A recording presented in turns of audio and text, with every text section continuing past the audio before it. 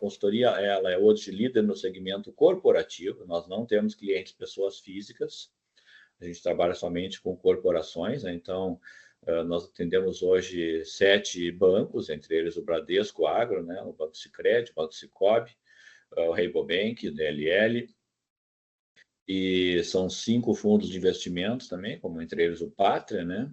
São várias empresas do setor de insumos, fertilizantes, agroquímicos, muitas empresas de biológicos chegando também na consultoria, né? Grandes empresas de alimentos, como a Nestlé, a ICC, as grandes montadoras de máquinas agrícolas, de armazenagem e também de irrigação, e algumas entidades, como a Andave, a ANDA, a BERC e outras aí, tá? A Absolo, etc. Então, vou deixar na apresentação para vocês, depois tudo vai ser entregue aí impresso. A proposta de hoje, que a gente pretende mostrar de forma bem objetiva, né? As quebras na soja, com safra recorde, o crescimento da área de milho de segunda safra, que tem um mercado muito favorável esse ano. Essa situação toda que nós estamos comentando, das quebras parciais na safra do sul do Brasil e do Mercosul, já, e além de outros fatores, já melhoraram a rentabilidade esperada para a soja, tá? Que estava até aparecendo com margem negativa no Cerrado até o mês de dezembro. E a do milho vai ser a menor rentabilidade desde 2022, né? Um cenário de mercado global e brasileiro bem diferente da soja. Custo mais alto ano que vem, isso tem a ver com taxa de câmbio e juros elevados. Nós vamos ver também a questão de juros para o impacto também nos custos de produção da safra 2025, 2026. Custo mais alto ano que vem, eu acho que isso já é uma... Vamos imaginar também, já para comentar, né? Os custos da safra atual, eles foram feitos a um câmbio médio de $5,18, tá? De R$5, desculpa, um dólar de R$5,18. E o câmbio médio projetado para conformar os custos do ano que vem é um câmbio de R$6. Então, só isso já justificaria uma alta de custo para a próxima temporada. Juro vai impactar a venda de insumos na próxima temporada também, já pensando em 25, 26. Retração de investimentos, que foi muito forte no setor de máquinas agrícolas, vai continuar ainda. Isso também vai acontecer nos setores de irrigação e com menos impacto no setor de armazenagem, que tem um déficit muito grande previsto para esse ano. Dificuldade no orçamento do novo Plano Safra, não tem nenhuma dúvida, o governo vai ter um dilema entre reduzir taxa de juros, manter taxa de juros, diminuir o valor ofertado. O fato é que nós vamos ter problema pela frente. E as tarifas de Trump, até agora ainda falta muita coisa no quebra-cabeça, mas a gente já imagina que tem sim oportunidades para o agronegócio brasileiro. Nós vamos olhar elas com vocês no final também, tá? Só para a gente, né, então, alinhar, relatório da NOAA dessa segunda-feira, o Laninha está ativo e deve persistir, então, até abril, com transição para clima neutro a partir do período de abril, maio de 2025. Né? E o mapa à direita, que mostra o clássico efeito do Laninha, realmente se confirmou nessa temporada de uma maneira não tão intensa, né? Mas a gente sim tem um risco, teve estiagem no sul do Brasil, então nós temos quebras em vários pontos da região sul do país. Em compensação, com excelentes produtividades no Mato Piba, a Bahia deve ter uma produtividade recorde de soja esse ano, excelentes produtividades em toda a região do Cerrado e Sudeste também.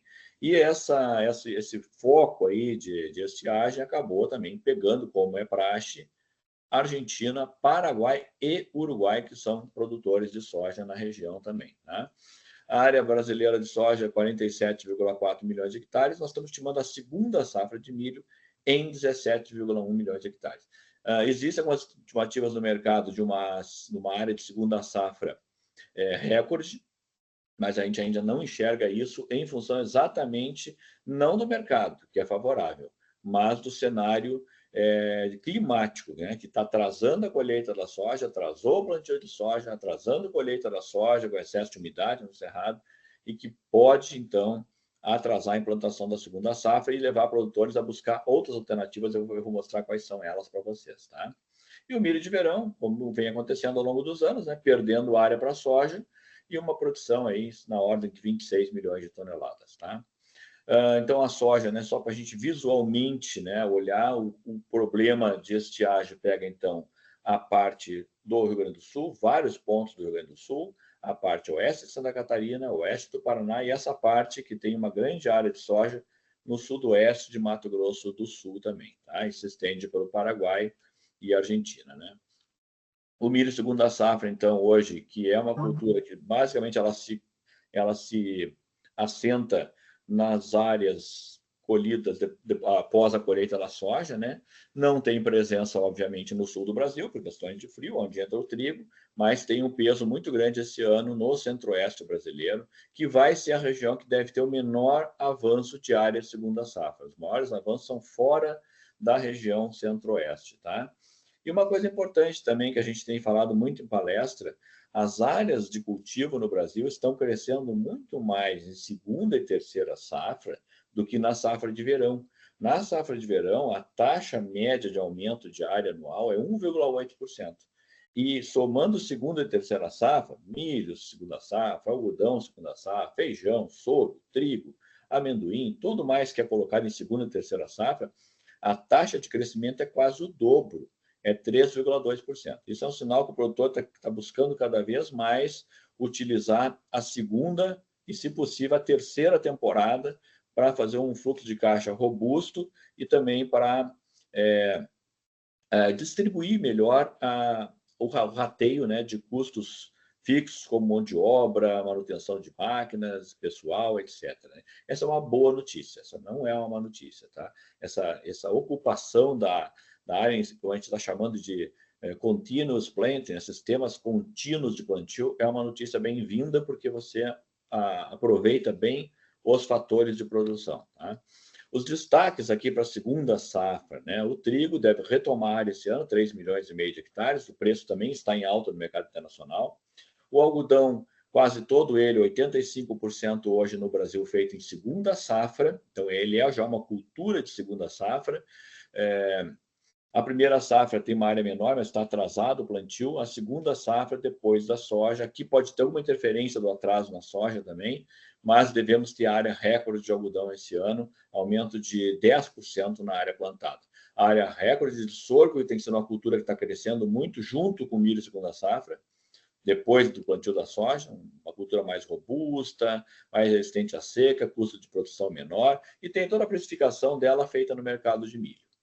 E amendoim, na rotação com a cana, também crescendo a área, o Brasil se torna um grande exportador, e gergelim, que até 4 anos atrás o Brasil era importador de gergelim, e hoje é o quarto maior exportador global de gergelim. Então tem muita expansão de área em segundas safras aqui no Brasil. Tá? O trigo mais ao sul, mas você já tem áreas no Cerrado Mineiro, Goiás, Bahia, Mato Grosso, Tocantins, o trigo de cerrado com variedades da Embrapa entrando muito bem no Brasil. Tá? O algodão, então, estimado esse ano em 2,15 milhões de hectares, na Bahia, em primeira safra, e no Mato Grosso, o maior produtor do país, em segunda safra, quase todo ele, apenas uma pequena parcela em primeira safra. O sorgo, presença muito grande em Goiás e Minas, são 2 polos produtores de sorgo hoje, né? Utilizado francamente em rações, também pode ser utilizado para produção de etanol, assim como o milho, né? E o sorgo avançando no Nordeste, mas principalmente hoje no Centro-Oeste e no Sudeste brasileiro, tá? Sempre usado para rações animais.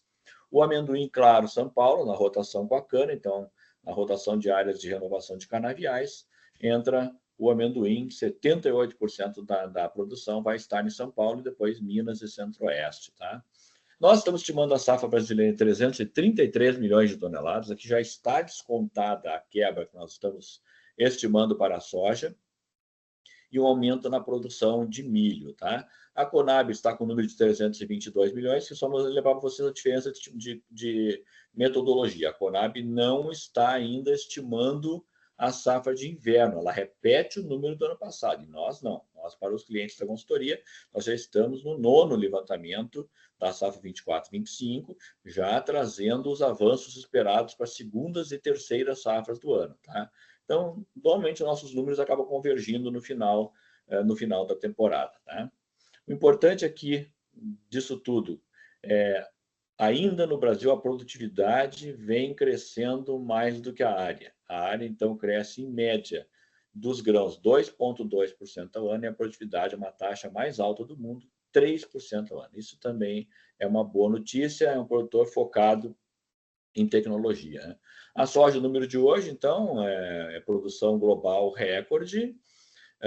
O América do Sul tem uma participação cada vez maior, agora com 54% da participação global, e já estão os percentuais aqui já abatidas as quebras na Argentina e no Paraguai. Argentina, então, a consultoria, nossa parceira, trabalha com 48 milhões de toneladas, o SDA estimou hoje 49, e o Paraguai, somando primeira e segunda safra, o Paraguai tem uma segunda safra de soja, nós estamos estimando 9,9 milhões de toneladas, a estimativa inicial era 11 milhões de toneladas. Então, são estimativas de produção menor, mas ainda permite projetar uma colheita recorde no mundo e na América do Sul. Tá? A situação da soja, da colheita de soja. Até ontem, dia 10, 16% da área colhida contra 25% na mesma época do ano passado. Tá? Então, a estiagem e calor, né? Não é só a falta de chuva, temperatura alta, perda de potencial produtivo no Rio Grande do Sul, oeste de Santa Catarina, oeste do Paraná, sudoeste do Mato Grosso do Sul, Paraguai e Argentina. E lavouras em ótimas e ou excelentes condições, Mato Grosso, Goiás, Minas, São Paulo e toda a região do Mato Piba. Esse aqui, o principal impacto disso aqui é logística. Nós vamos ter mais altas de fretes pela frente, aumento do tempo de embarque nos portos e aumento também de tempo de carga nos navios para exportação. E o auge disso vai se dar entre março e abril, o auge do problema. Tá? E o segundo impacto é possíveis atrasos na implantação da segunda safra de milho. A nossa estimativa, desculpa, aqui saiu errado, pessoal, eu vou depois refazer aqui, tá? O link não atualizou, é 165,4 milhões de toneladas. O link aqui, o link está linkado, esse gráfico, ele não atualizou. Eu vou repetir, 165,4 milhões de toneladas. Quando eu entregar o material para vocês, eu já vou antes atualizar o link que está nesse gráfico aí, tá? Ainda é uma colheita recorde no Brasil, bem superior à do ano passado, né? E para um ano de laninha ainda é um desempenho muito bom da safra brasileira, né? Que acabou se dando bem no ano de chuvas boas no Cerrado, né? A produção da América do Sul aqui sim está atualizado, 231 milhões de toneladas, já contabilizado as perdas do Uruguai, do Paraguai e da Argentina. As perdas parciais até este momento, né? As perdas podem ainda se tornar mais elevadas, obviamente. Tá? Aqui também o USDA reduziu os estoques finais mundiais de soja hoje, isso é uma notícia importante, e o mais importante é olhar isso aqui que já está atualizado. A relação entre o estoque final de soja em 2025 no mundo e a demanda. A demanda cresce mais de 5% esse ano em termos globais, é um crescimento bem robusto, inclusive por parte da China. Então, a demanda está, sim, forte, mas há novo aumento na relação entre estoque e consumo. Então, nós estamos indo para o quarto ano de aumento na relação entre o estoque final e o consumo. E vocês estão vendo essa linha vermelha, que está no eixo à direita, é o preço médio da soja na Bolsa de Chicago. Ou seja, quando os estoques estão caindo, os preços sobem. Né? Essa relação é muito fácil de ser percebida visualmente. E quando os estoques estão crescendo, os preços recuam. Agora já mostrando uma certa estabilidade ali na casa dos 10 dólares e 50 centos por baixo. Tá? Preços agora à tarde na Bolsa de Chicago, já inclusive depois desse preço foi linkado aqui, depois que houve o resultado do relatório, os preços ganharam firmeza, né? Eles estão oscilando para 2025 nessa faixa de 10 dólares e 50 a 10 dólares e 80 centos por baixo. Essa linha vermelha que vocês estão vendo é a média histórica da soja nos últimos 10 anos. Então, ainda estamos bem abaixo da média histórica, né? Mas os preços atuais da soja na Bolsa de Chicago já estão, em média, $1 por bushel acima do que estavam há 30, 40 dias atrás, antes de conhecermos as perdas parciais das safras do Mercosul, tá? Da América do Sul. Então, já houve aqui, sim, isso é que vai levar a uma melhora na rentabilidade esperada para o produtor de soja aqui no Brasil. Os prêmios dos portos estão negativos, levemente negativos nesse momento, para os embarques em março e abril, mas eles vão ter um viés de alta até o final do ano, tá? Os prêmios ainda podem sofrer oscilações aí à medida que esse atraso da soja vai impactando em filas aí no corredor do Arco Norte, com filas reportadas de 3, 4 dias dos caminhões, um tempo maior de embarque nos portos, tudo isso pode gerar pressão nos prêmios. Mas o fato é, os prêmios vão ficar baixos agora na colheita e vão ainda sofrer mais pressão baixista, mas vão subir ao longo do ano, que vai projetar, então, uma recuperação do preço da soja ao longo do ano. A gente projeta isso aqui, pegando a cidade de Sorriso, em Mato Grosso, como referência.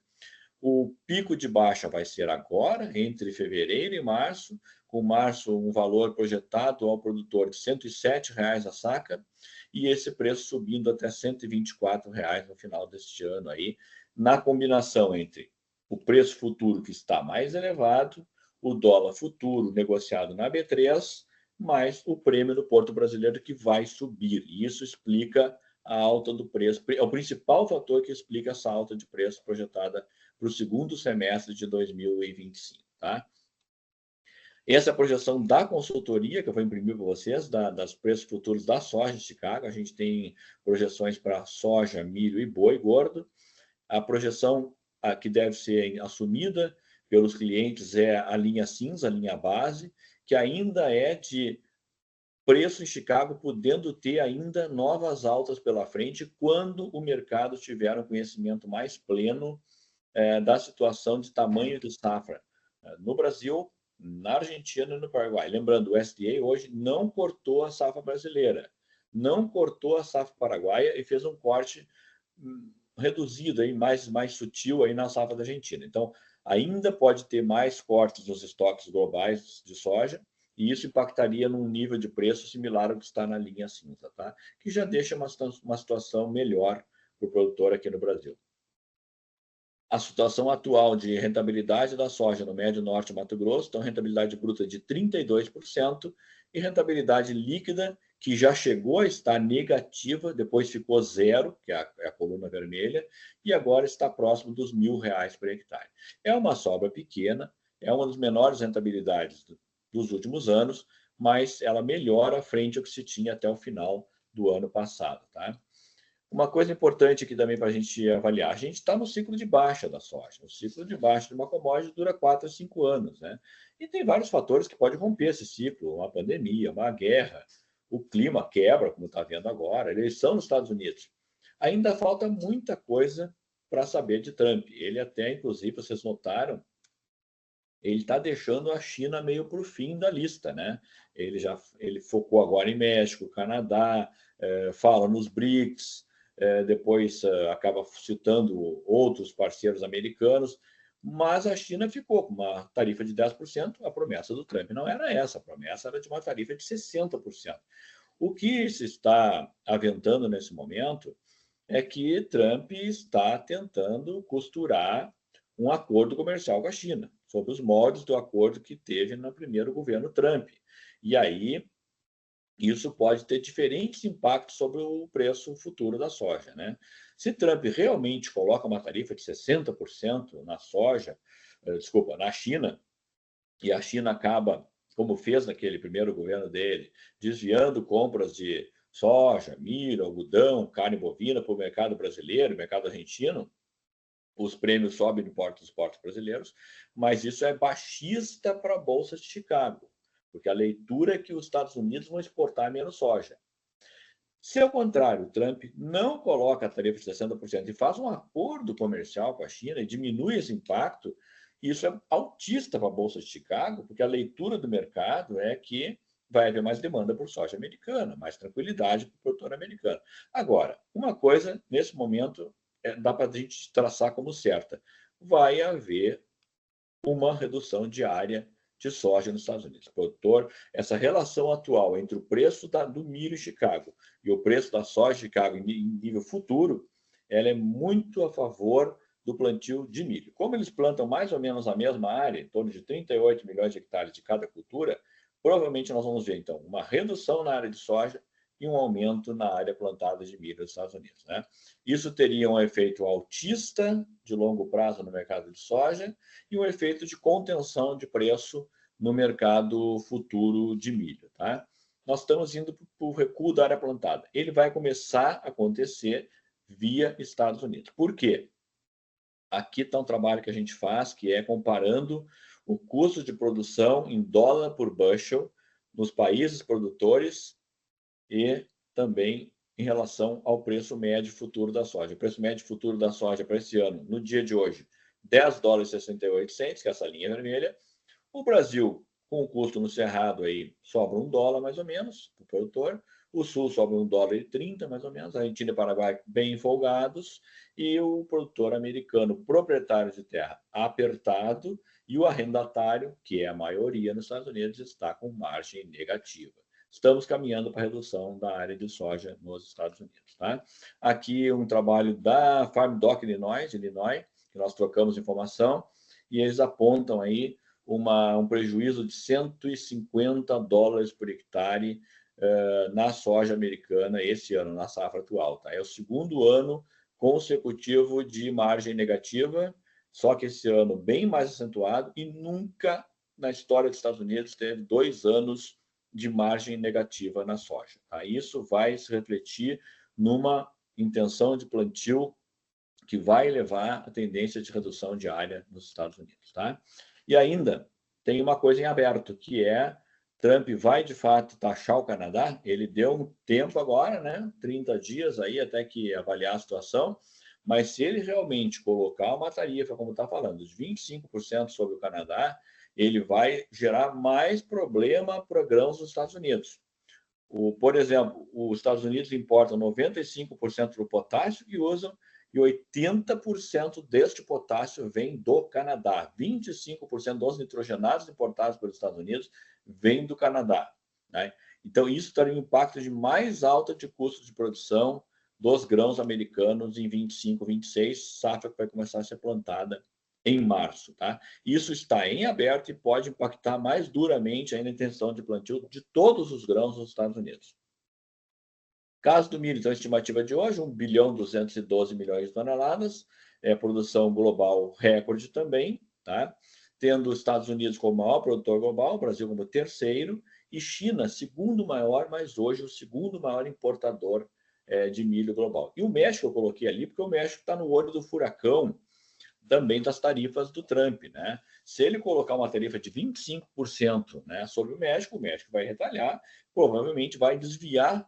O México hoje é o maior importador de milho do mundo e pode desviar parte das compras para o mercado brasileiro ou o mercado argentino. Logisticamente não é um bom negócio, mas o México pode acabar fazendo esse desvio aí, como outros países podem fazer também, incluindo a própria China, que vai importar menos esse ano, mas pode também desviar compras de milho para os países da América do Sul. Tá?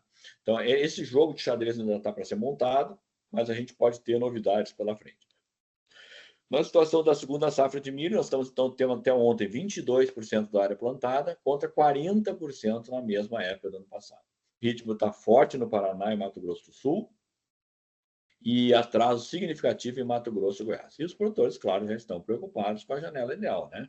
Projeção de expansão de 4% na área plantada, é a da consultoria, tá? Então, estimada em, na verdade, 17,1 milhões de hectares aí a área plantada esse ano. Tá?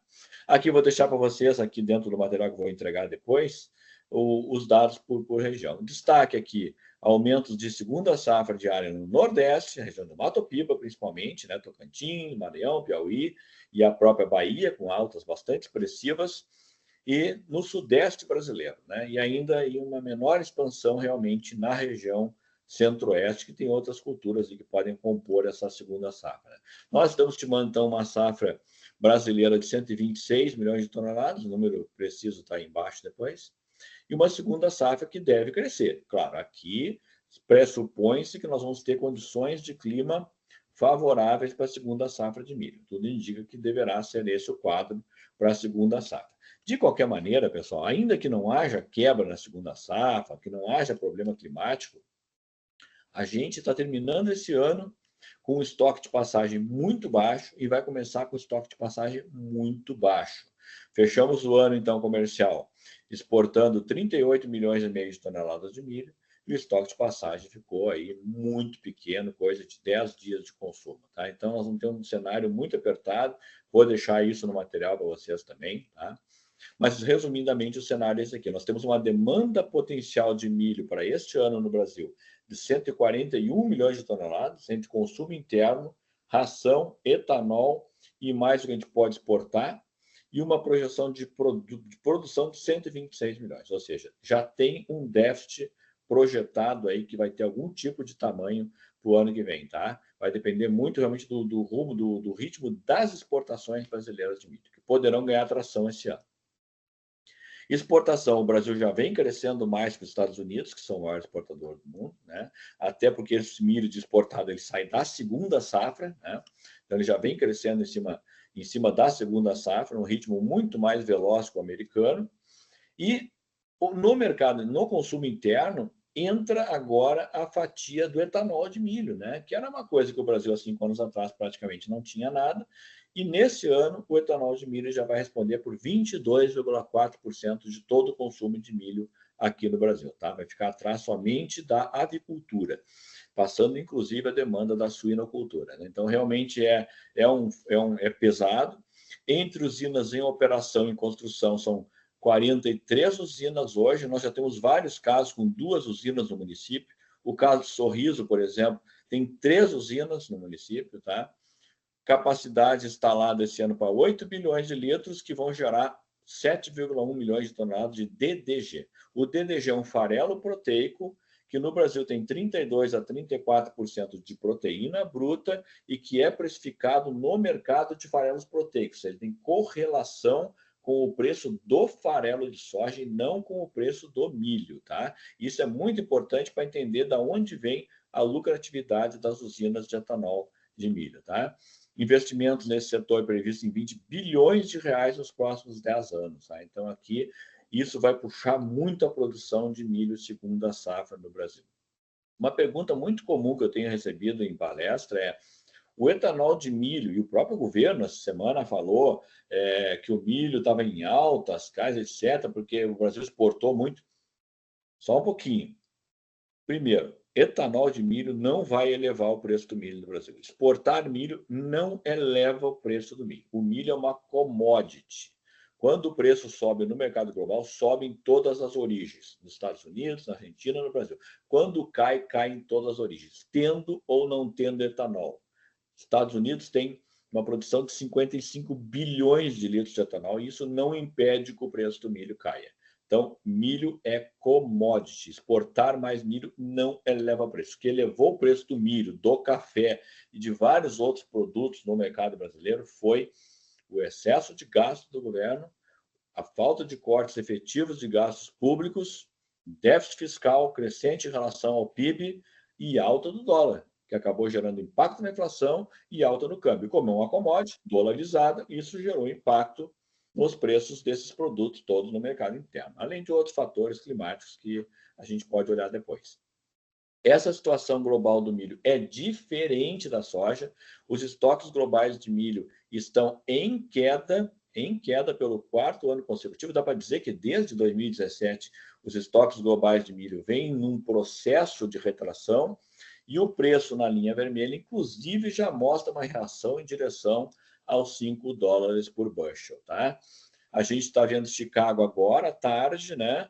A linha vermelha, a média do milho nos últimos 10 anos, 4,49, e Chicago operando na casa dos 5 dólares por bushel até o início do segundo semestre, e todas as cotações até 2026 acima da média histórica. É um mercado que tem um comportamento distinto do mercado de soja nesse momento, tá? E isso é que vai também atrair o produtor americano para mais plantio de milho e que também gera uma boa expectativa para o cenário para a segunda safra de milho.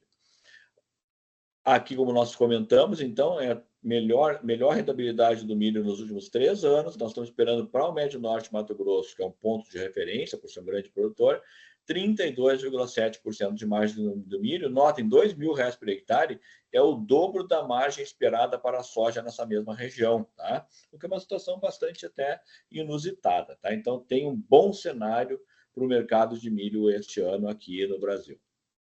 o mesmo raciocínio, o custo no Brasil da primeira safra não permite exportar, porque é uma primeira safra mais voltada para o mercado interno, para quem é plantado no Rio Grande do Sul, no Nordeste, estados que são consumidores. Agora, a segunda safra brasileira tem um custo de oportunidade super interessante, é um milho que custa ao produtor $3,60 por bushel e deixa uma margem de mais de $1,20 por bushel para ele. Tá? Então, a segunda safra brasileira de milho hoje é muito competitiva. Ela é mais competitiva nesse momento que o milho norte-americano. Tá?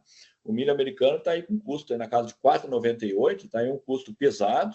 A margem no milho também é negativa, mas é melhor que a da soja, vamos dizer assim, tá?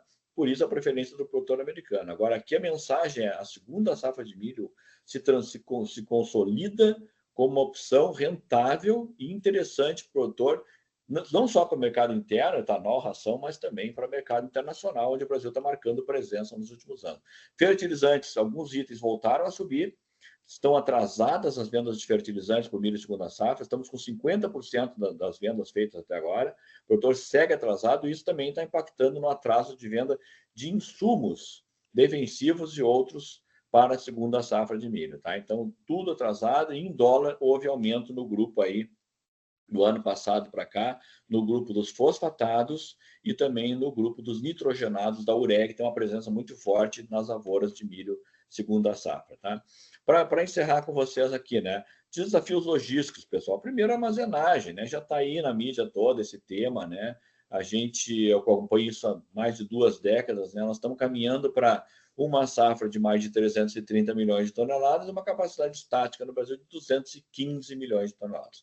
Um déficit enorme de 117 milhões de toneladas, e esse déficit está principalmente, obviamente, no Centro-Oeste, mas nós já temos déficit hoje no Mato Piba, já temos déficit em vários pontos do Sul e até mesmo em regiões norte, em estados do norte do Brasil. Um ponto nevrálgico do Brasil é a armazenagem em nível de fazenda. Nós temos o Brasil, entre os grandes players globais, é aquele que tem a menor capacidade estática total em relação à safra e a menor participação de armazenagem na fazenda em relação ao total. Então, realmente, isso é uma desvantagem logística que o Brasil tem em relação à concorrência. E, por fim, o corredor do Arco Norte, que foi a melhor notícia que o agronegócio pôde ter, ele vai sofrer esse ano, né, com uma pressão violenta da safra, até porque o arco sul do país ainda sofre mais pressão do que o arco norte. Eu vou mostrar como funciona para vocês. O arco norte, então, que é essa região toda em azul, né, tem 52% da safra de grãos do Brasil e sai por ali 39% da exportação. E o arco sul, que tem 48% da safra, pouco menos que a metade, vai receber 61% das saídas de exportação. Então, nós vamos ter pressão nos portos de Paranaguá, Santos, Vitória. Nós vamos ter pressão em todos os portos do Arco Norte, com tempo de embarque elevado, descarga dos caminhões demorada, e isso vai pressionar os prêmios da soja ao longo do ano e vai pressionar os prêmios do milho também quando for embarcar a segunda safra para exportação. Tá? Rápido comentário aqui, efeito Trump, que a gente pensa que pode ter efeito positivo na soja, com certeza, né? Já comentamos, a China pode acabar desviando compras para o mercado brasileiro e mercado argentino, o milho é a mesma coisa, a China pode também desviar isso, o México está em aberto, pode também ser um efeito aí no mercado brasileiro de milho. No café, os Estados Unidos são o maior comprador de café do Brasil, não produzem café, a margem de jogo, de cintura para eles, aqui o jogo de cintura é muito pequeno. Carne bovina, hoje os Estados Unidos são o segundo maior importador de carne bovina do Brasil, depois da China. A própria China pode desviar a compra de carne bovina mais para o mercado brasileiro, tá? E ainda tem a situação dos Estados Unidos, que vai ser uma coisa em aberto. Tá? Mas também tem pouco jogo de cintura, estão lá no rebanho que caiu ao longo dos anos, a oferta está contraída, eles perderam a autossuficiência em carne bovina, e isso pode também ficar limitado por Trump, esse jogo aqui. O algodão talvez tenha um grande impacto, a China ainda se abastece 33% do que ela importa de algodão nos Estados Unidos. É o maior percentual das commodities que estão aí. Então, ela pode vir buscar esse algodão no mercado brasileiro, dependendo dessa questão do acordo comercial. Suco de laranja já tem uma taxa alta, não tem muito jogo de cintura, a produção da Flórida desabou, né? Fertilizantes, eu já comentei com vocês os efeitos, né? E o petróleo, a gente sabe que Trump é um entusiasta do petróleo. No longo prazo, pode significar uma queda de preço de petróleo no mundo, mais pensando em 4, 5 anos, cenário mais à frente, tá? Por fim, pessoal, quais são os desafios que o agro vai ter nessas temporadas agora, 25 e 26? O dólar em alta e volátil, né? Que é o temor do produtor, que é o descasamento entre a cotação na compra do insumo e na comercialização do grão. Aumento de custo, já comentei, né? Via câmbio, efetivamente, e via taxa de juros também. Taxa de juros elevada e com viés de alta, e juro elevado impacta no financiamento das operações de barter, aquela troca de grão por insumos, né? As vendas de insumo para entrega no prazo safra, tudo isso, pessoal, sempre tem juro embutido, né? Então, por exemplo, instrumento de hedge, vai fazer operação de call, de puts, operações em bolsas de valores, você tem um juro embutido com o banco. Tá? E os investimentos, os produtores vão seguir retraídos e vamos ter dificuldades no orçamento e nos fluxos do crédito rural e do plano safra para 25, 26. Com certeza isso vai bater com força e a gente não sabe qual vai ser o comportamento do governo nesse sentido. Tá? Obrigado pela atenção de todos.